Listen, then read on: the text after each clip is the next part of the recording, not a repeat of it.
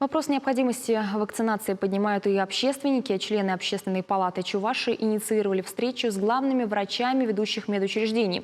За круглый стол заодно пригласили представителей Роспотребнадзора и Чувашской метрополии.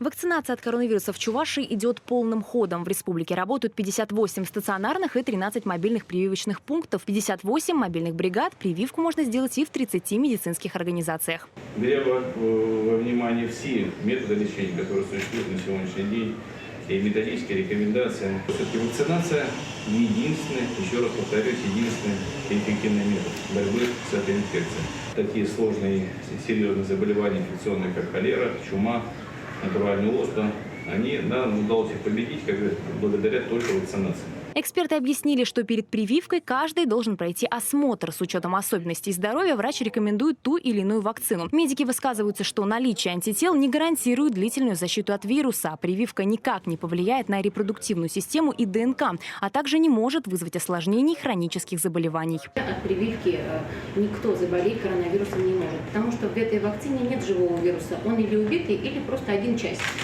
кусочек там есть белок, поэтому от вакцинации заболеть невозможно. Мы заранее предупреждаем каждому человеку индивидуально, что возможно повышение температуры, озноб, ломота в мышцах, суставах, на введение первого или второго компонента. Все это предусмотрено, это все абсолютно нормально. Сегодня немало и тех, кто с подозрением относится к прививочной кампании. Среди них есть и верующие, которые объясняют свой выбор религиозными соображениями. К ним обратился глава Чувашской метрополии. Если вам кто-то говорит, что такой-то священник запрещает вакцинироваться, имейте в виду, что либо этот священник не очень сведущий в данном вопросе, либо, скорее всего, это откровенная ложь. Очень много разных слухов берут на вооружение люди, далекие от науки. Человечество уже не первое столетие в борьбе с особо опасными инфекциями на помощь приходят именно прививки. И в нынешнюю пандемию каждый имеет возможность защитить себя.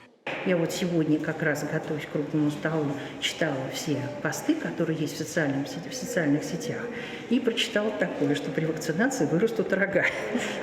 Это идет с конца XVIII века, когда стали прививать от оспы. Тогда тоже была вот такая вот кампания против прививок. А на самом деле мы уже имеем большой опыт, что люди оспой практически не болеют.